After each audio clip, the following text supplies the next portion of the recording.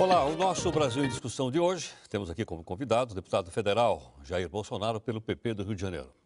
Aqui na nossa bancada, o nosso entrevistador, nosso companheiro aqui, está aqui conosco o jornalista Nirlando Beirão, que é comentarista aqui do Jornal da Record News, nosso companheiro o Marco Antônio Araújo, provocador do R7, e tem também aqui a participação do Celso Fonseca, que é o nosso editor também, editor executivo do nosso site, que é o nosso r7.com.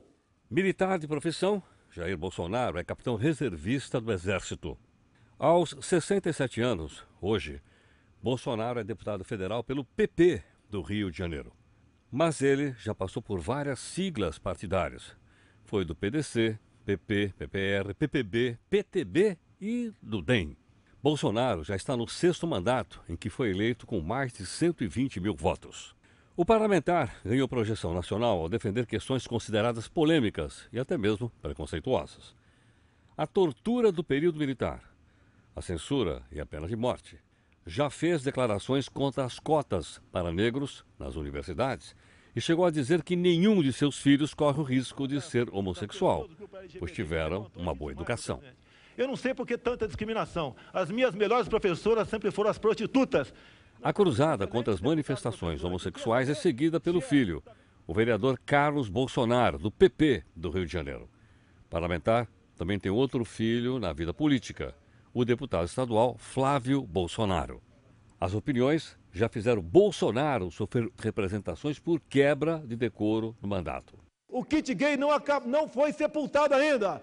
Dilma Rousseff, pare de mentir. Se gosta de homossexual, assuma. Além das declarações polêmicas, tem projetos que envolvem aumento salarial de militares e permissão para a comercialização do uso de armas de fogo. Deputado Jair Bolsonaro, deputado, muito obrigado pela participação aqui conosco. Eu que agradeço, espero sair vivo daqui. Vamos, com certeza. Também porque o senhor teria que responder já de cara 150 perguntas, nós já acumulamos aqui logo no começo aqui do programa. Bom, nós gostaríamos de conversar com o senhor inicialmente. Nós, e acho que toda a sociedade brasileira, tomou conhecimento do lançamento do livro Memórias de uma Guerra Suja. O livro fala aqui de um ex-agente do DOP chamado Cláudio Guerra, e é de autoria de dois jornalistas. Um deles é o Marcelo Neto e o outro é o Rogério Medeiros, que trazem outras informações a respeito do período militar. Deputado, a gente estava conversando um pouco antes, o senhor estava fazendo algumas considerações a respeito do livro. O senhor sabia dessas coisas todas que foram contadas no livro? São coisas novas no que diz respeito à repressão ocorrida durante o período militar, como, por exemplo, o fato dos corpos das pessoas desaparecidas terem sido jogadas num forno dentro de uma usina processadora de açúcar na região do interior do estado do Rio de Janeiro?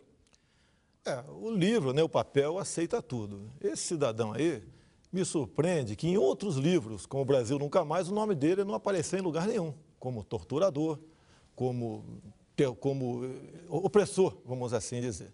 E agora vem ele com essa pompa toda, eu não sei por que a mídia dá tanto espaço para ele, e não vou nem falar do passado dele. O próprio filho do Fleury disse que a mãe dele estava no barco naquele momento que ele sofreu um acidente. Ele não foi assassinado, como diz aqui o livro? Mas o próprio filho disse que a mãe estava do lado, a 1000 metros dele, e não aconteceu isso daí. E quando ele fala em incinerar corpos, né, lembrando aí os fornos de micro-ondas da democracia hoje em dia, que é muito comum lá no Rio de Janeiro, ele aponta pessoas que morreram que não tem como você buscar vestígio que teria morrido ou não. Agora, a vida pregressa dele, depois do presidente Figueiredo, inclusive, deixa a desejar. Não apenas por ter executado a própria esposa e a cunhada, né, ter participado de tráfico de armas, assassinatos, roubos. E ele diz agora que encontrou Deus. Foi a segunda vez que ele encontrou Deus, Heródoto. Na primeira vez, ele roubou o dízimo da igreja. Então, é uma pessoa que não tem qualquer credibilidade, porque até não... O senhor quer dizer, então, que o que ele está contando aqui no livro não é verdade? Eu acredito que não.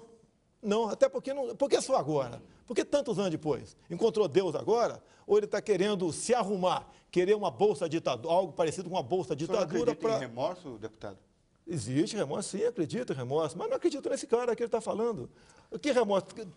Diz ele que participou de séries de arbitrariedade durante o período militar. Após isso, executou a própria esposa, a cunhada, etc, etc, etc. Tem um bom perfil, então, né? É um bom perfil. Para ter presenciado isso. Bom perfil dele, tá? Bom perfil de bandido. Ele está querendo algum benesse de algum lugar. Quer dizer, ele levanta alguns fatos que independem da interpretação dele. Por exemplo, o episódio do Rio Centro fala da patetada que foi aquele episódio. Quer dizer, os militares resolveram plantar 3 bombas, e ele fala em 3 bombas. Já a notícia de uma primeira bomba que explodiu na Casa de Força, na época, sabe disso, é um fato notório. A outra bomba explodiu no colo do sargento, de um sargento e de um capitão do Exército, infelizmente, quer dizer, não dá para dizer isso, e teria uma terceira bomba. Bom, eu vejo o senhor defendendo sempre o regime militar, e eu sempre me pergunto, o senhor defende a corporação como um todo, o Exército como um todo. O Exército, aparentemente, tinha um bando de acelerados que atuava à parte da instituição e que o senhor insiste em defender. Quer dizer, o senhor defende essas pessoas que planejaram um atentado brutal para matar adolescentes que estavam numa casa de show no 1º de maio para botar a culpa na esquerda? Olha só, você não pode começar a julgar 64 a partir de 31 de março de 64. Tem que pegar antes, como o Brasil vivia. A imprensa fala tanto, critica tanto a questão de ditadura, né? O editorial do Roberto Marinho, na capa do Globo, de 7 de outubro de 84, começa o seguinte: participamos da Revolução de março de 64, imbuídos, né, no espírito de preservação das instituições democráticas, num país que estava tomado pela corrupção, pela greve, pela desordem. Começa por aí. Você pode ver, em 63, o Brizola e Marighella pregavam abertamente fechamento do Congresso e uma nova Assembleia Nacional Constituinte, composta por quem, Heródoto? Camponeses, operários e sargentos. É sempre assim. Começa com o povo. E este pessoal era bancado e era financiado por países que nunca admitiram liberdade em seu solo, como, por exemplo, Cuba, que foi uma coisa, guerrilha do Araguaia. Eu volto para o Rio Centro, que eu tive muita conversa... O senhor está falando de um episódio de 64, o senhor falando de um episódio de 81, quando já não havia luta armada no Brasil e que a única luta instaurada era a luta entre setores do Exército. Estava voltando pessoas anistiadas que mataram muitos colegas nossos, muitos brasileiros, não só militares, o Gabeira matou alguém? Não, o Gabeira, que maravilha, gostei do Gabeira. Ele fala abertamente, o Gabeira, que o que eles queriam implantar em 64 não era democracia, era a ditadura do proletariado, onde nós teríamos rios de sangue no nosso país. Até o livro negro do terrorismo, né, onde Roberto Campos fez uma matéria em 98 na Folha de São Paulo, ele conclui no final: antes anos de chumbo, 1000 vezes anos de chumbo, do que rios de sangue. Deputado. A questão de 64, eu voto Rio Centro. Quer que eu fale Rio Centro? Eu falo Rio Centro. Então, o senhor está justificando o fato de que, para impedir, então, que a esquerda subisse olha só, no poder, então, era preciso usar a tortura? Olha só, a tortura... Eles treinaram em Cuba, o pessoal da esquerda. Antes de 64, o PCdoB já mandava a gente para a Academia Militar de Pequim, para treinar o quê lá? Para aprender o quê lá? Deputado, o governo militar torturou Sim, ou não? torturou. Sim, e aí? Sim, e daí? O senhor defende isso? Concorda com essa tortura? A tortura é uma arma de guerra. Como eles nos torturaram. Então vocês são muito parecidos, é isso, deputado? Olha, eles provocaram. Nós não fomos no Vale do Ribeiro em primeiro lugar. Nós não fomos no Paraguai em primeiro lugar. Quando você tem que entender uma coisa. Você vê, por exemplo, militares norte-americanos urinando em cima de gente, fazendo certos abusos. Uma autoridade ali, naquele momento, se quer repreender ou fala que vai denunciar o soldado, ele pode até morrer. Então, guerra é guerra.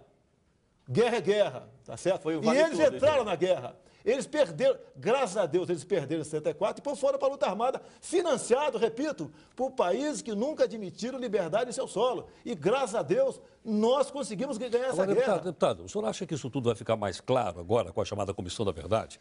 Em que a população brasileira, o país, vai poder olhar agora dos olhos da história, que é uma coisa do passado, para saber exatamente o que aconteceu durante esse período? Heraldo, você compra um livro, vai a um cinema, de acordo com o título do livro, né, ou do cinema. Está chamando a atenção. Comissão da Verdade, nome bonito, né? Primeiro, o PT quer a verdade. Por que não começa com a verdade do Celso Daniel? Sequestro, tortura e execução do prefeito Celso Daniel. A Comissão da Verdade, os 7, todos os 7, são indicados pela atual presidente Dilma Rousseff, parte ativa do movimento. Por que a Dilma Rousseff não começa falando da participação dela na VPR, no carro-bomba que matou o Mário Cosel Filho aqui em São Paulo? Ou então no roubo do cofre da Ademar?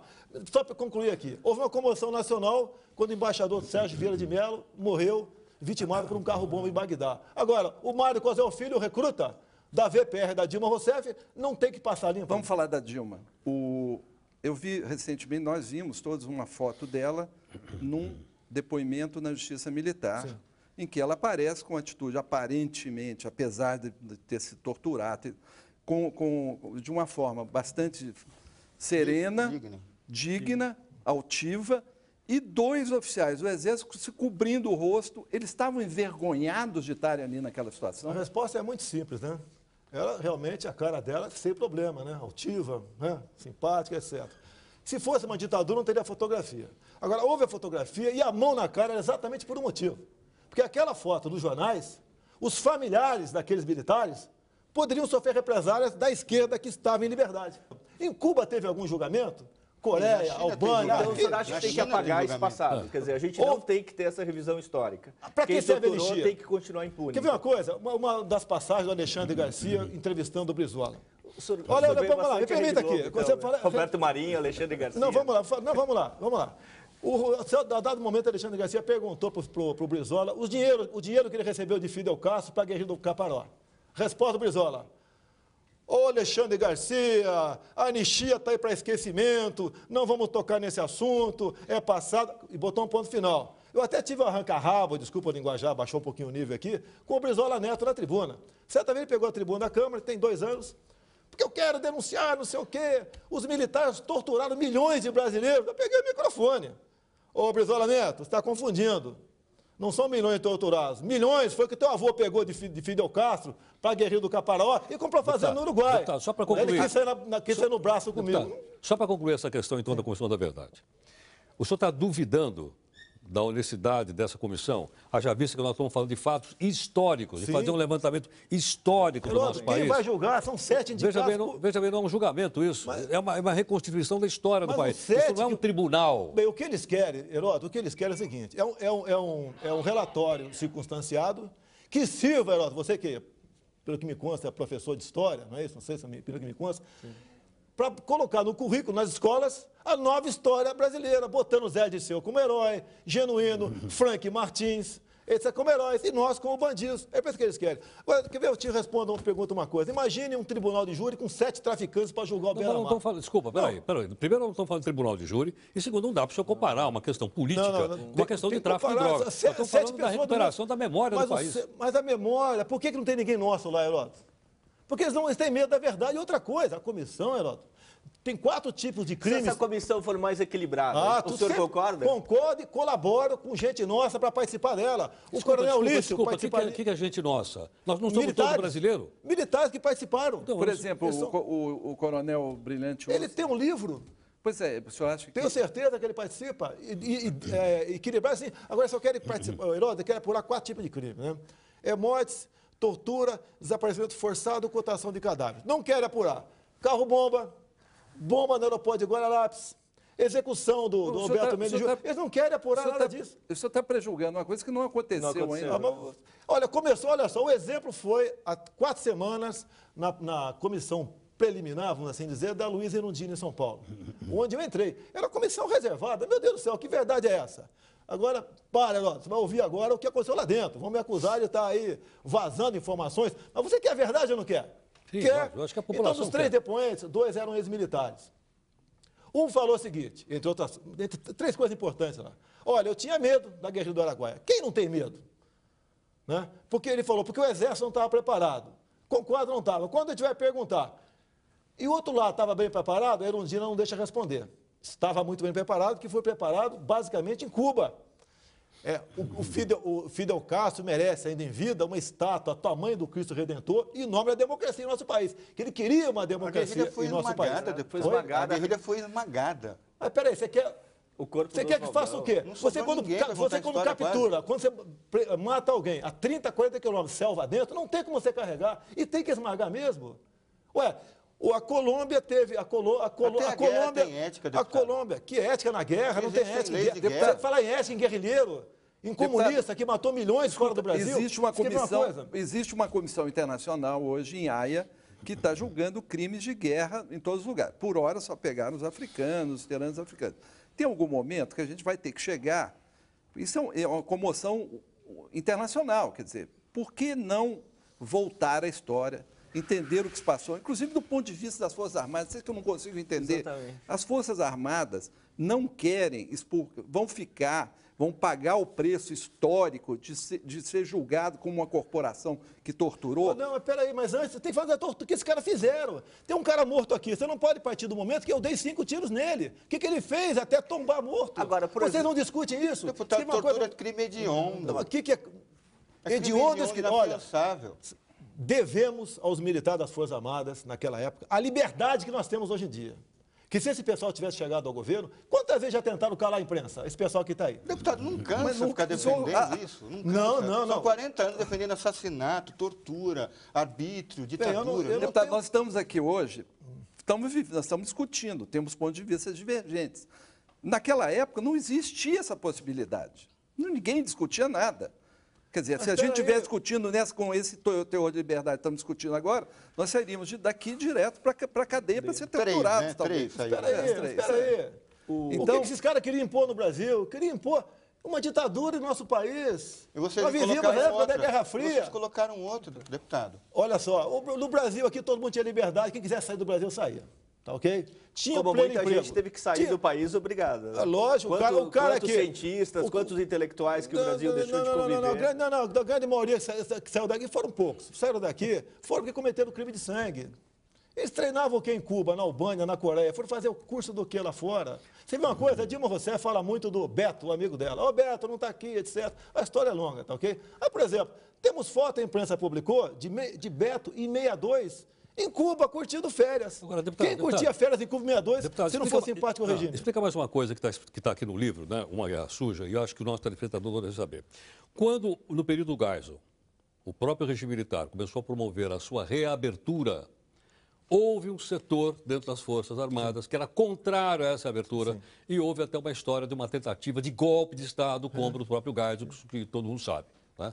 O senhor não acha que seria também bom explicar, dizendo, olha, nesse período os militares estavam querendo abrir, mas havia uma facção de extrema-direita radical dentro do Exército que era contrária à volta à democracia do país? O que acontece é o seguinte, Geraldo, houve um engajamento nosso junto à luta armada. Tá, okay? Perdemos muitos colegas. Deputado, só esclarecer. A partir do momento que você vai vivendo muito isso, você vai perdendo sensibilidade. Mas o governo era militar, o presidente era militar, o ministério era formado por maior parte dos militares, o governo tinha completamente o controle da nação. Como é que a gente justifica a existência dentro das Forças Armadas de um grupo que é contra as Forças Armadas? Sim. Isso não tem explicação. Mas, Eduardo, você quer explicar isso? Como é que... Eduardo, você quer com a Comissão da Verdade apurar a verdade deles, Eduardo. Que uma coisa, na lei está escrito que é dever do militar colaborar. O senhor então não leva em consideração que a história não vai fazer julgamento de ninguém? Não, esse 7? Não, eu estou dizendo esse 7 já foi balão de ensaio. Isso aqui é uma fonte, existem outros. Balão de ensaio nessa Comissão da Verdade. Nilmar Miranda, a filha do Rubens Paiva. Olha, eu conheci a filha do Rubens Paiva. Eu sou do Vale do Ribeiro, eu sou de Eldorado Paulista.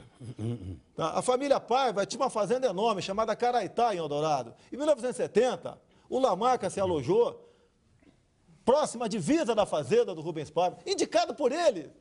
E depois, quando ele foi descoberto, a suspeita caiu em cima de que o Rubens Paiva teria, mediante tortura, denunciado aquela situação. Tanto é que o Lamarca, quando passou em Eldorado, ele feriu 3 soldados, feriu uma mulher e fugiu, foi morrer na Bahia em 71. E o Rubens Paiva também em 71. Então o Rubens Paiva também estava envolvido na guerrilha, estava dando apoio à luta armada do nosso país e vivia inclusive, no Chile.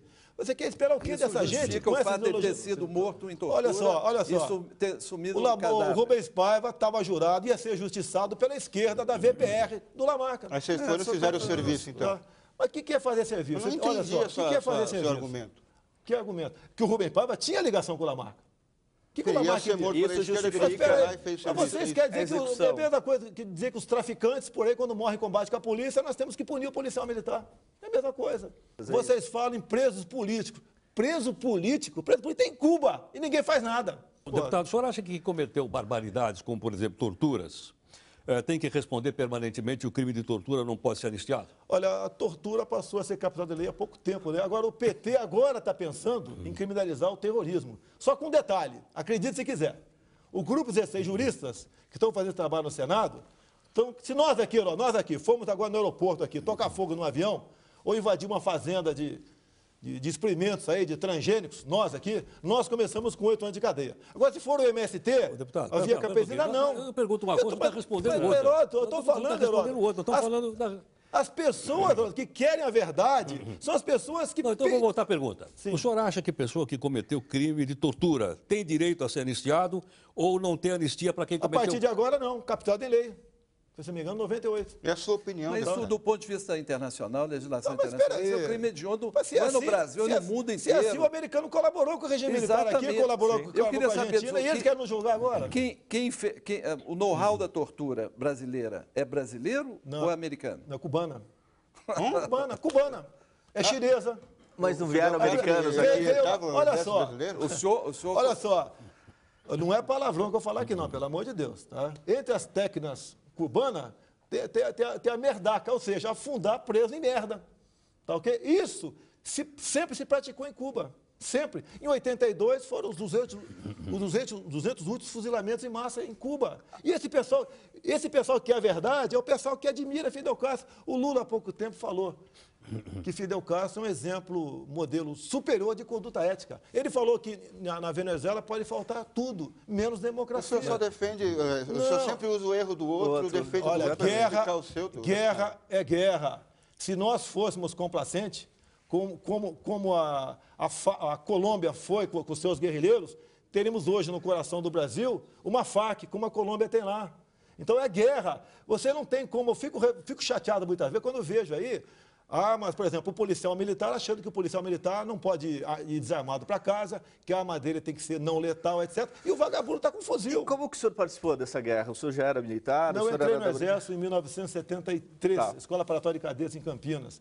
A minha colaboração, no caso Lamarca, é que eu morava em Eldorado Paulista, ouvi os tiros dele, e quando o Exército acampou às margens direitas do Rio Ribeira de Guape, eu me aproximei do acampamento e conversava, dava dica, era palmiteiro.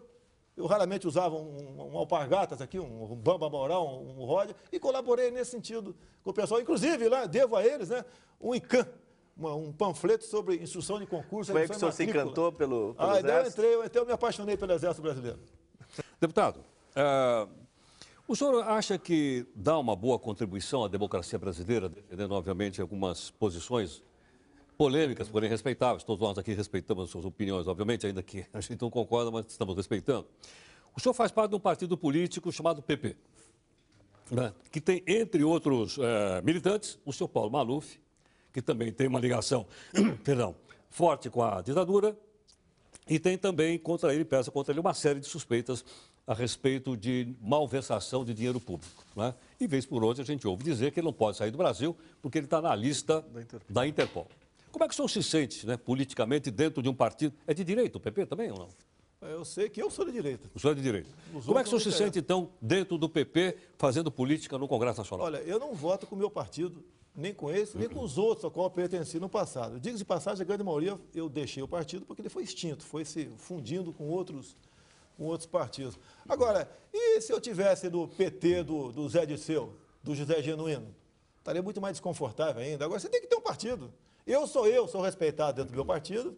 Não, geralmente, lá, quando tem um voto só contrário, o pessoal já fala, nem procura saber quem foi, sei que foi o Bolsonaro. E a contribuição que eu dou com a democracia, tanto é verdade que eu dou, porque você me convidou para o senhor acha que contribui para a democracia fazer parte de qualquer partido político? Quer dizer, qualquer partido serve. Não seria bom ter partido forte para ter uma democracia? O senhor está dizendo que um partido não significa nada. O que é partido forte? Você sabe como é que funciona a política no Brasil. São os partidos ou grupo de pessoas, né, que em troca de alguma coisa, tá, dão seu apoio ao governo. Mas aí, eu não participo disso. O senhor estimulou seus filhos a serem políticos? Não, eu estimulei a não ser militar, porque, lamentavelmente, nós somos uma classe aí, tá, de terceira categoria para o governo anterior e de quarta para esse governo que está aí. Agora, eu lancei um filho meu candidato, foi muito bem votado, não gastou nada, porque quem gastou foi ele. Depois lancei outro que é vereador na capital. O meu terceiro é policial federal, tá, ok? E tenho mais dois ainda. O senhor disse que é de direita, o que é elogiável, que raramente acontece isso. Quem mais é de direita no Brasil? O senhor citou o Globo. As organizações Globo são de direita ou não? Não, eu não vou julgar a imprensa aqui. Mas quem mais? O senhor está Solidário? sozinho. Todo mundo, deputado. Não, eu estou sozinho. Eu tenho 120 mil votos. E não vem só de militar esses votos, não. Já Inclusive, dizem alguns especialistas aí que eu devo ter 500 mil votos na próxima, depois dessa questão aí da homofobia. Ninguém duvida da sua representatividade. Mas quem mais? Você está sozinho nessa briga? Mas eu tenho. Olha só, quando o PT era oposição, o PT votava comigo. Agora que o PSDB é oposição, o PSDB vota comigo. O senhor percebeu um espaço político com esse tipo de atitude, quer dizer, mais radical? Eu não posso buscar uma maneira de se perpetuar na política, né? O voto pelo voto, eu tentar agradar todo mundo. O grande defeito do político, né, brasileiro é tentar agradar todo mundo. Por exemplo, eu fui o único a votar contra a proposta de emenda à Constituição do Antônio Carlos Magalhães, que criava o Fundo de Combate à Pobreza. Porque a única verdade que tinha ali é que aumentou a CPMF, 0,30 para 0,38, e virou essa demagogia que está aí. O governo gasta, né, entre seguro... Aí, primeira mão para você, entre seguro-desemprego e Bolsa Família, o ano passado, ele gastou 40 bilhões de reais. E esse pessoal não está computado como desempregado. E tem aumentado esses custos, esses discursos. Então, isso aí é tudo cabresto, voto de cabresto para o governo. Se eu der 20 reais para você votar em mim nas eleições, eu posso perder meu registro, ser cassado. Agora, o governo dá para 10 milhões de famílias de forma vitalícia. Agora, né? deputado... 40 bilhões por ano e tudo bem. Como é que um programa como esse, que o senhor acabou de criticar, é reconhecido internacionalmente por outros países do mundo como uma forma de redistribuição de renda e responsável por tirar uma quantidade enorme da população brasileira que estava abaixo da linha da pobreza e colocar acima da linha da pobreza? Mas é lógico que a comunidade internacional bate palmas, aplaude. Nós aqui não investimos em educação. O senhor preferia a gente investe aqui em acomodação. O senhor preferia que não existissem esses programas? Tem que ser temporário. Eu posso te ajudar com o meu amigo por alguns meses para tu sair da miséria, por causa do emprego. E não de forma temporária com o dinheiro dos outros, para te garantir na polícia. Até porque o Lula dizia, quando era oposição, que naquela época o Bolsa Família tinha outro nome, que isso acostumava apenas a pessoa, né, a ociosidade e a votar no PSDB. E a Bolsa Família é uma mentira. Você no Nordeste não consegue uma pessoa para trabalhar na tua casa. Quer dizer, porque se for trabalhar, perde o Bolsa Família. Na sua visão, a economia brasileira é um desastre, está indo mal, não está crescendo emprego, olha só. Não tirou 30 milhões da... Espera aí. Não é desemprego, já te falei aqui o desemprego. Tá? O pessoal que recebe Bolsa Família e recebe seguro-desemprego está como empregado. Está como empregado. A menor taxa de O senhor preferia que mas é lógico. O senhor preferia que essas pessoas ficassem... Quem recebe Bolsa Família... não é Você concorda que quem recebe Bolsa Família esteja no governo cadastrado como empregado? Ou como recebe seguro-desemprego? E aí, seguro-desemprego hoje em dia um mar de corrupção no nosso país. É comum, comuníssimo, patrão fazer acordo com o empregado. Vamos acabar com o seguro-desemprego, isso eu proponho? Olha só, é comuníssimo o seguro-desemprego, o patrão fazer um acordo. Ele ganha o seguro-desemprego, trabalha na informalidade, isso é comum. Agora, essa bolha, hoje em dia, em média, cada servidor público deve 4 remunerações a título de empréstimos. O governo, com essa medida que está tomando agora, tá, essa bolha vai crescer, porque ele não segura lá os empréstimos bancários. Porque ele quer dinheiro no mercado para poder rodar a economia. Eu estou constrangido de concordar com o senhor, é verdade. Tá, tudo bem, obrigado. Eu não sou economista, hein? Eu sou apenas um capitão de artilharia, mas sempre atiro para frente, tá ok? Eu atiro para frente. Então, na verdade, essa bolha vai estourar um dia. Eu até recomendo quem tem dinheiro, compre alguma coisa, compre imóvel, não deixa guardado na poupança. Nossa, vai ter problema, vai perder isso aí. Bom, vamos fazer então o intervalo? A gente faz aqui um intervalo nesse nosso programa de hoje. Hoje o nosso entrevistado aqui é o deputado Jair Bolsonaro. E nós voltamos em instantes. Até já.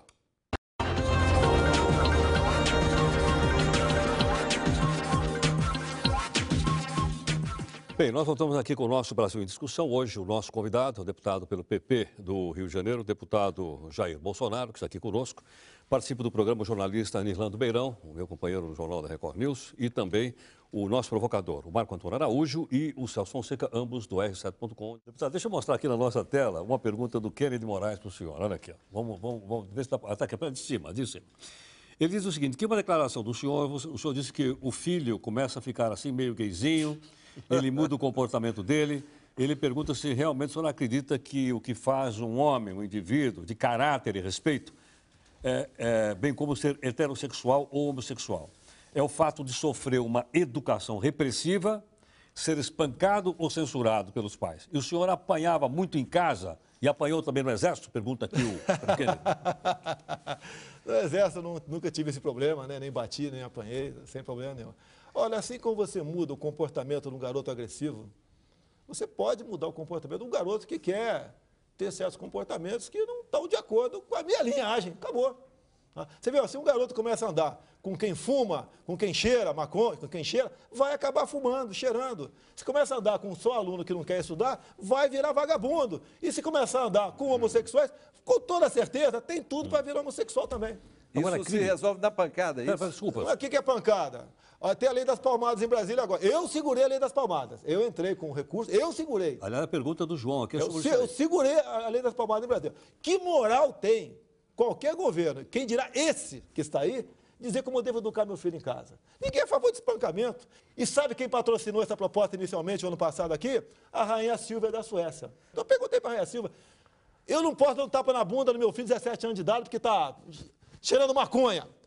Agora, na Suécia... Mas 17 já é um rapagão. Na Suécia, a idade penal começa com 15 anos, começa com 15, lá ele vai para a cadeia. Aqui, se eu der um tapa na bunda do meu filho, eu acabo sendo condenado ao afastamento do lar. Agora, para o primeiro mundo, quanto mais tivermos aqui imbecilizados aqui, sem cultura, melhor para eles. Somos um país rico. O senhor é favorável, então, que a putabilidade, a criminalidade, então, do jovem comece abaixo dos 18? Já que o senhor citou aí o exemplo da Suécia? A proposta mais antiga, deputado com mandato lá, sou eu, 16 anos de idade. 16? 16 anos, sim, sim. Você pode ver, falam que o garoto de 16 anos de idade não tem ainda aquela maturidade suficiente. Você já viu alguém de 16, 17 anos de idade, na sua comunidade, na sua favela, cometer um estupro, um roubo, um assassinato, um furto? Não, porque lá tem pena de morte para ele. Ele sabe que o bicho vai pegar. Agora, nós, otários que moramos em asfalto, defendemos esses vagabundos que vêm dessas comunidades, é uma minoria, certo? Mas vão para lá cometer crime em cima da gente. Mas você permitir, a redução da maioridade penal, que um 16, 17 anos, como o Champinha, não está em liberdade ainda porque tem uma pressão muito forte da mídia contra ele. Mas se fosse outros que cometer até crime maior do que ele, que não tem repercussão, já estão na rua. Aí em Brasília agora pegaram um garoto, estava no Camburão algemado, uma semana passada, ele falando, ó, na próxima ele não escapa, ele não conseguiu matar o cara. Na próxima ele não escapa, tem 17 anos. Eles zombam da nossa cara, zombam. E nós temos que acreditar em política de direitos humanos, de recuperar esses marginais. Mas o seu discurso é do ódio, deputado. Não, da realidade. Da vingança. Se você fizer uma pesquisa aqui, no mínimo 85% favorável à redução do maioridade penal. É isso? Tá certo? Mas é o seguinte, você fica com ódio a partir do momento que aquele cometeu um mal para você ou para a tua família, uma filha nossa, uma mãe, uma irmã nossa, não é punido. Todas essas questões que o senhor está lembrando, especialmente em relação à segurança, não são coisas que a gente tem que resolver, então, desenvolvendo melhor o nosso Código Penal, nosso Código de Processo Penal, nossa justiça, nosso poder judiciário. Concorda, se você... Porque aparentemente parece que a gente tem que resolver as coisas pela vingança, pela vendetta. Quer dizer, o sujeito, então, se fosse meu filho, eu matava o cara. O senhor realmente não acredita que possa ter afeto, carinho e amor entre duas pessoas do mesmo sexo? Olha, minha briga nunca foi contra homossexual. Foi no material a ser distribuído nas escolas. Que material? É o material conhecido como kit gay.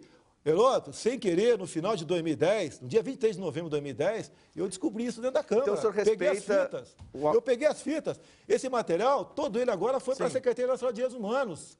Aqui diz claramente, os livros devem visar a desconstrução da heteronormatividade. Foi criado agora em dezembro, numa grande conferência patrocinada pelo governo federal em Brasília, onde mais de 800 homossexuais ficaram por uma semana decidindo isso lá, entre outras coisas. Bolsa de estudo para jovem LGBT, estágio remunerado para eles, primeiro emprego para eles, a criação de república gay, cota para professor homossexual para o ensino fundamental. E sabe quem fez a pesquisa nas escolas para chegar a essa conclusão? Grupos LGBT, conforme publicado em Diário Oficial da União, de meados de 2010. Você sabe qual foi a conclusão mais importante das pesquisas que eles fizeram em 11 capitais, inclusive aqui em São Paulo? Descobriram que existe nas escolas do ensino fundamental que eles mentem quando diz que é segundo grau, porque eu tenho as fitas todas, com imagens deles falando. A questão mais importante que levantaram é que existe mais meninos gays que meninas lésbicas. E eu quero saber, tá? Se o neto de quem está assistindo a televisão, a filha de 10 anos, 8 anos, está assistindo televisão, como é que chegaram a essa conclusão? Fizeram uma pergunta discreta para o menino, coçaram a cabeça dele, deram um beijinho no cangote dele, ver se ele se arrepiava. Quero saber. E o governo não responde. Deputado, por mais polêmico e de fato mal redigido, eu conheço um pouco o tal do kit, conheço né? também. A essência de estar nos parâmetros curriculares, na Lei de Diretrizes e Bases de Educação, é pregar tolerância. É pregar que todas as pessoas aceitem a diferença. essa é a alma, a essência, O senhor convive o espírito com homossexuais? desse projeto. O senhor é contra Pode ser que tenha a algum do meu lado tolerância. aqui, eu não sei. Tá ok? Não sei. Tá ok? Mas o senhor não eu consegue quero saber perceber a distância? Desculpa aqui, eu não quero saber se alguém é homossexual que está aqui. Não me interessa O isso. senhor não percebe a distância? Eu acho que se tiver dois bigodudos aqui dentro, vai dar um beijo no motel, na casa dele. Aqui na minha frente, não. cumprimenta, sem lava a mão problema depois? nenhum. Senhor deputado, você não tem uma certa obsessão, uma certa Não tem fixação obsessão por nenhuma. esse tema? Eles querem dizer que o comportamento deles tem que ser modelo de conduta para todos nós. Não é. O qual pai tem orgulho de ter um filho gay? Não tem. Deputado Bolsonaro, deputado, vou falar um pouquinho agora a respeito, vamos falar da sociedade brasileira como um todo, porque às vezes nós estamos falando no geral, aí o senhor particulariza, né, para determinados casos, parece que aqueles casos justificam, né, justifica uma conduta geral. Estamos discutindo aí se algumas drogas podem ou não ser não criminalizadas. E temos pessoas, vamos dizer assim, bastante conhecidas, ligadas nesse momento, não só no Brasil, como internacional, mas no Brasil aqui, o próprio ex-presidente Fernando Henrique Cardoso. Como é que o senhor acha que um assunto como esse deveria ser discutido na sociedade brasileira e no Congresso Nacional, para saber como é que a sociedade deve comportar em relação a drogas como, por exemplo, a maconha? Você faz um plebiscito, me entender, não passa. A droga não faz mal apenas para aquela pessoa. A partir do momento que a pessoa está viciada, ela vai buscar meios de manter o seu vício. E a grande maioria, os meios vai ser onde? Roubos, furtos, e toda a sociedade vai perder com isso aí. O senhor acredita que existam drogas e drogas? Drogas recreativas, drogas mais potentes? Não, eu não tenho mais ou menos homossexual para mim, não, né? Sem querer voltar ao assunto aqui. É uma obsessão, Tá certo, né? É uma obsessão. Não vai ter mais ou menos gay, mais ou menos grávida, você não vai ter. A porta de entrada para todas as drogas é maconha. E o álcool? Olha, eu não sei, eu não bebo. Mas nem isso, Eu não deputado. bebo. Não, a minha cota é uma cerveja por mês. Uma tacinha de vinho? De vez em quando, sim. Eu não bom. bebo, não O senhor faria passa uma do lei assim. seca, então, total? Assim? Não. Inclusive, essa questão da lei seca, na reforma do Código Penal, querem propor o índice zero. Zero, sabe? Não, pelo amor de Deus. Até um padre pode ser preso após a missa quando toma um gole. Duas vezes concordar com o senhor, eu vou embora. Não pode. E você pode ver que a intenção, né, é igual quando o Código de Trânsito veio à tona aqui, aquela onda toda, a violência continua no trânsito, e basicamente o quê? A indústria da multa. Heroto, 90%... Não, estou perdendo a bicicleta elétrica agora, né? Então, Pois é, lá no Rio, né? Pelo amor de Deus. Você pode ver, quase 90% do que se arrecada com a multagem eletrônica vai para a empresa que expõe aquilo. Onde eu tenho certeza que a maioria dos nossos chefes de executivos estaduais e municipais não são corruptos, tenho certeza absoluta, né? Mas se quiser, está uma corrupção, o risco zero de ser detonado ali, zero. mas o senhor conhece estudos que provam, são estudos sérios, que provam que a maconha tem fins medicinais. Sim, tem esse Não é fato, sim. discutível. Quer dizer, nem aí, nem para ajudar a diminuir a dor de uma pessoa. Sim, tudo bem, pode usar para esse fim, como na guerra você usa, se não me engano. O senhor aí, está a fraquejando. usa deputado. morfina, na casa de guerra você usa morfina, é comum, cara, usar isso aí, tem que usar. Deputado, o senhor falou de corrupção. Qual é a sua expectativa para essa CPI que está se esboçando agora? Assim? Olha só, eu acho que o governo, né, o país, tem uma chance ímpar numa CPI. Porque foi quebrado o sigilo de um telefone que, eu não vou dizer imexível, como o Mag aqui, mas ingrampeável. Tá? A certeza daquele grupo Nextel é que aquele telefone era risco zero de grampo. E a partir do momento que você quebra aquele sigilo, você abre todas as ligações que ele fez. Agora, eu não acredito que ela chegue ao bom termo. Que o que querem agora? Apurar o caso, a vida do Cachoeira. O Cachoeira está resolvido, tudo contra ele foi levantado. Nós temos que ver agora as ramificações dele. E talvez o PT, para atingir o Marconi Perillo, tá certo? Entregue aí, o que é comum por parte da esquerda, né, pela causa, justiçar, entregar aqui a própria sorte, o Agnello lá em Brasília. O senhor viu que citam a imprensa nesse episódio. Sim. Parece que pelo menos um veículo, a revista Veja, usava material grampeado, quer dizer, de certa forma, facilitado por esse personagem do submundo. Desculpa. O senhor gosta... Não, só aí teria uma interferência do Cachoeira em algumas publicações. Isso, de certa forma, pautava o Policarpo. Sim. Isso... Tem que ver, não pode apenas investigar aqui o Policarpo Júnior da Veja, apenas ele, que fez o contato, pelo que me consta aqui. Né? Seria a mesma coisa, caso fosse legalizado, o caso de eu poder, por exemplo, passar para o traficante para desbaratar uma coisa dele lá na frente. A imprensa parece que foi nesse caminho. Investiga a imprensa, por que não? Sim. Tá, ok? Eu acho justo isso aí, nada mais justo. Agora, O senhor assinaria a convocação do Roberto Tivita para a CPI? Oi? O senhor assinaria a convocação? Olha, eu assinei a CPI do Cachoeiro. Tá? O meu filho, por Mas exemplo... a pergunta é bem específica e faz muito sem sentido. problema nenhum, acho que tem problema nenhum. Quem não deve, vai lá e fala. Tá, okay? Agora, com toda certeza, os contatos com a Veja estão aqui nesse sigilo telefônico. Se ele falou em momentos outros, no ano passado, por exemplo, tantas vezes, etc., como, por exemplo, tem mais de 3 ligações do Demóstenes do Cachoeira, comprova que tinha algo mais além do que estava acontecendo. O senhor concorda que uma revista use material de um araponga, por exemplo, para produzir conteúdo editorial, por exemplo? Olha, olha só, teve o caso do contra-cheque do Caseiro. Do Palocci. Do Palocci, do palmeirense lá, do Caseiro palmeirense lá. O problema Olha só, a publicação na revista Época, daquele contra-cheque, foi feita pela filha da Mira Leitão. Aí, abafou-se o caso. Abafou-se o caso. Agora, vocês dizem da imprensa que vocês podem preservar o sigilo da fonte. Eu já fui usado como fonte no passado, respondi processo. Tá ok? Tudo bem, regra do jogo. Agora, eu acho também, por outro lado, para onde chegou, parabéns à revista Veja. Em que sentido? Dispor, abrir, botar esse câncer para fora. A CPI do Cachoeira não fez parte de nenhuma grande reportagem da revista Veja. No auge da CPI do Cachoeira, agora a capa era sobre o mensalão. Olha que coisa mais extemporânea. Tudo bem. Então, e o Santos Sudário também, né? Aí, tudo bem, tá ok? Mas veio à tona esse caso, né? Veio à tona. Né? Deputado, o senhor acha que, já que a gente está falando em CPI, as ligações da empreiteira Delta, que devem ser apuradas também na CPI, parece que há uma limitação geográfica em ficar só ali na região central do Brasil. Só que essa empreiteira tem obras espalhadas por todo o Brasil, inclusive no seu estado, Rio de Janeiro, aqui em São Paulo, etc. Na sua opinião, deveria ser aberta para todo mundo? Ou seja, deveríamos chamar, por exemplo, o governador do Rio de Janeiro, Sérgio Cabral, para explicar aquelas fotos dele lá com o dono da Delta? A Assembleia Legislativa do Rio de Janeiro começou a colher assinatura para uma CPI lá do Cachoeira nossa lá. Ontem tinham 14 assinaturas, hoje passou para 13. O seu filho assinou ou não? Assinou a CPI, foi pressionado já para retirar o pressionado por quem? Já foi, calma lá, eu tenho que preservar meu sigilo, calma lá. Foi pressionado, você está louco para me pegar aqui, né? Foi pressionado já. Ele, inclusive, ele falou que não ia retirar, ele falou o seguinte, ó, fala para o meu pai mandar eu retirar, vê se alguém ligou para mim. Não ligou, ele não deu favores para ninguém, nem o meu partido.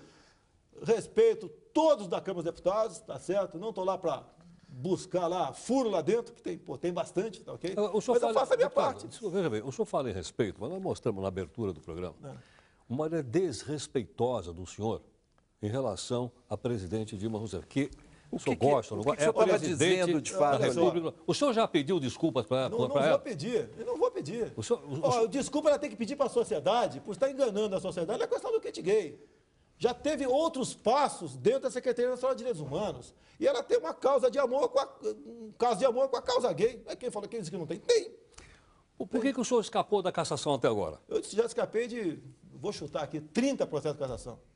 Tá, okay? É tudo para ocupar a tribuna. O pessoal fala tanto em liberdade de expressão, né? Quando ocupa a tribuna, geralmente, né, às vezes um pouco mais inflamado, vem processo de cassação em cima de mim.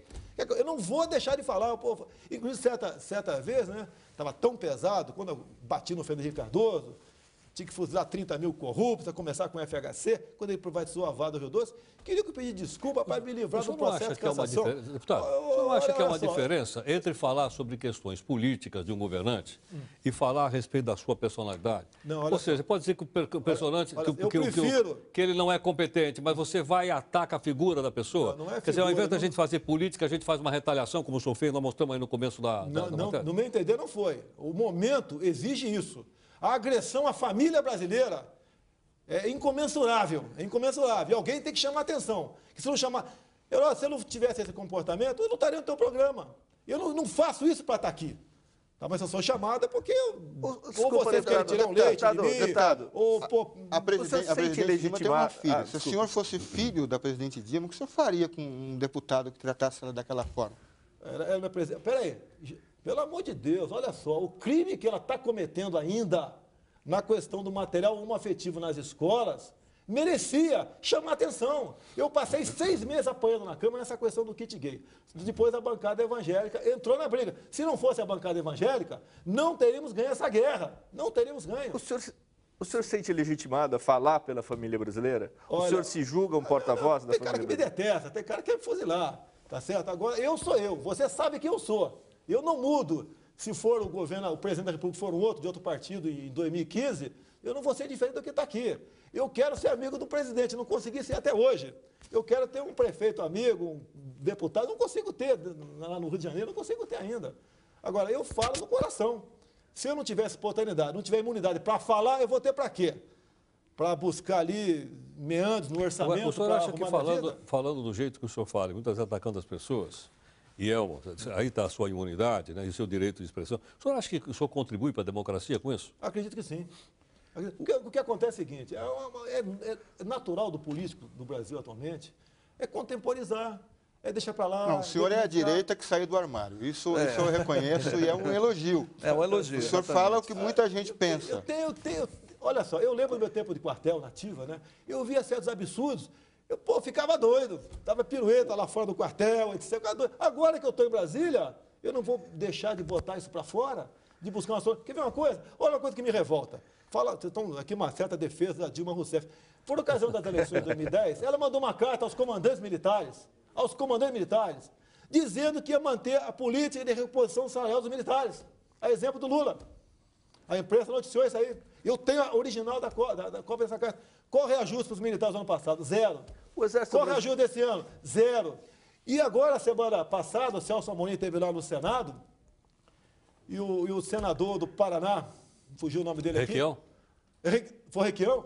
Não, foi o Álvaro Dias. Questionou o ministro seguinte: ministro Celso Amorim, estamos fazendo um concurso para o Senado. Salário inicial, R$19 mil. Algum dos seus comandantes de força, 4 estrelas que estão aí, ganham mais do que isso depois de 50 anos de serviço? Ele ficou quieto. O Exército Brasileiro está sucateado? Olha, se você precisar, alguns podem falar que ainda bem, né? Se precisar, por exemplo, a Brigada Paraquedista, que é a nossa tropa móvel, sair de lá para ir para Porto Alegre, para São Paulo, para Brasília, não é nem a Brigada Paraquedista. A aeronáutica não tem aviões para isso. Para deslocar 2.000 homens, não tem avião para isso. Se você precisar subir, por exemplo, para a Serra das Araras, do Rio de Janeiro, com a 9ª Brigada de Infantaria lá da Vila Militar, metade das viaturas ficam lá na Serra das Araras. Por quê? Mais da metade das nossas viaturas tem mais de 25 anos de uso. Algumas são até da Segunda Guerra Mundial. A nossa marinha também, pobre marinha do Brasil. O senhor foi a favor da decisão do presidente Lula de mandar aquela tropa brasileira para o Haiti ou não? No primeiro momento, não fui favorável. Por quê? Virou por quê? É o interesse político dele, pessoal dele. O senhor não acha que é uma causa nobre? Olha só, virou aqui uma eternidade. Virou uma eternidade. Interesse por causa de uma vaga do Conselho de Segurança da ONU. Sim, faz tudo isso em cima de uma vaga, inclusive, você pode ver. Na guerra do Iraque, né, os 5 que têm poder de veto, a França falou não. E eles invadiram. O Brasil quer uma cadeira lá para servir cafezinho? Para botar alguém nosso para servir cafezinho para eles? Com essas forças armadas que nós temos aqui, não vale a pena o patriotismo, o heroísmo e a dedicação dos militares. Quer saber de uma coisa? Sabe quantos capitães e tenentes pediram baixa em março desse ano? 37. Em abril, 27. A média desse ano vai passar de 300. Dos últimos 4 anos, 200. O senhor não acha que melhoraria isso se houvesse a substituição do alistamento obrigatório por um alistamento voluntário, como existe em outros países do mundo? Olha só, hoje em dia, praticamente quem serve é voluntário. O alistamento é um controle. Eu acho que o alistamento podia ser fazer até para as mulheres, porque você vai ter uma fotografia real da nossa população. Quando eu falo, eu tenho uma proposta lá em Brasília que visa a paternidade, né, responsável, que alguns chamam de controle da natalidade. Nós crescemos, Heraldo, 3 milhões de habitantes por ano. E eu falo com isso por quê? Você tem esse dado em cima do alistamento militar. Tá? O ano passado foram 1.600.000 moleques, garotos, que se alistaram no serviço militar. Então, multiplica por 2, tira os mortos, dá mais ou menos 3 milhões de habitantes por ano. Nós não temos como dar vazão a esse tanto de gente no nosso país. Se você for levar em conta que cada um de nós produz 900 gramas de lixo por dia, são 180 milhões de quilos de lixo por dia. Falta aterro sanitário, São Paulo, água potável, circulação, poluição. Vai chegar um ponto, tá, que nós vamos para o fundo do buraco. Vai virar aqui uma terra de ninguém. Deputado, quanto as Forças Armadas consomem, já que o senhor falou que a situação do material é precária, mas vamos dizer quanto as Forças Armadas consomem do nosso PIB? Olha só. Somando os inativos, Olha que só, são muitos. A folha total de nativos... Folha total, quanto é que nós gastamos por ano? Folha total de nativos, pensionistas, ex-combatentes e os ativos, 45 bilhões de reais. 45 bilhões, que é o déficit da Previdência Social. É, mais ou menos aí, sim. 45 bilhões. Isso está incluindo também as filhas dos militares que recebem aquela pensão? Eu te respondo da filha, numa boa. Tá? Em 1960... O senhor não acha que... Não, eu sei como você... Eu vou te responder, você nem perguntar, eu vou te responder. Em 1960, o pecúlio era nosso. Nós criamos esse fundo e nós administrávamos esse fundo. E o governo resolveu fazer o quê? Viu aquele montante, aquele volume de dinheiro e falou, me dá essa grana aí que eu pago as suas filhas. E assim foi feito. E nós descontávamos naquela época 2 dias do soldo da nossa remuneração. Foi no governo militar, hein? Hoje em dia... Foi no governo militar. Não. Foi no governo militar. Não, 1960. Não, foi em 60. O pecúlio 2 dias de soldo anual. Não, por mês. Por mês. 2 dias do soldo. Hoje em dia, nós descontamos 9% da remuneração bruta. Tal que aumentou drasticamente o desconto. Agora, a pensão da filha, o Heródoto, acabou em 2000, com a MP 2215, que não foi votada até hoje. O Congresso está indo para o 12º ano sem votar uma medida provisória, que esculhambou a nossa Previdência. Acabou com a pensão da filha, justo, a partir daquele momento não tem mais. Mas esculhambou a nossa. Tanto é que o reflexo dessa MP são as evasões. E eu não tenho o número de praças que vão embora via concurso público ou pede demissão todo ano, porque não é publicado. Os 45 bilhões que o senhor falou é apenas para manutenção das Forças Armadas. Não, manutenção não. Folha de pagamento. Folha de pagamento. 45 bilhões, folha de pagamento. Então aí é muito mais. Não, por fora aqui, Aí, o investimento é quase zero, Heródoto. Você pode ver. Não, não falando de investimento, estou falando de despesa. Manutenção, A né? despesa Que vai é sair dos manutenção, é impostos. combustível, Sai dos impostos, viatura, manutenção, etc. Vai perto de Armamento, quanto vai? Vai aproximadamente mais 8 bilhões de reais, aproximadamente. Você pode ver, na Antártica aqui, estava se investindo um pouco mais de 10 milhões de reais por ano. Agora o Lula deu para o Fidel Castro 1 bilhão de reais para fim de prospecção de petróleo e reforma do Porto de Mariel. E a Dilma, agora, na última ida dela lá, ela já tinha dado 100 milhões e falou que vai completar no governo Não, dela mas são 1 bilhão de financiamentos, reais. né? Não, São financiamentos. Isso é Financiamentos que BNDES. vai favorecer empresas brasileiras para prestar Brasileiras, serviço lá. atrás, Heródoto, 2 bilhões de reais para Cuba, Heródoto. Pelo amor de Deus, Heródoto. Não, o nosso país tem regiões paupérrimas aqui. Cuba é outra obsessão do senhor? Sim, eu não concordo com aquilo que está lá. É Guantánamo. Guantánamo é legal. Olha, tem o ministro da Defesa americano, o Donald Ruff, o último, né? Tinha uma mulher que reclamou sobre Guantánamo e falou, olha, leve um desses terroristas para tua casa.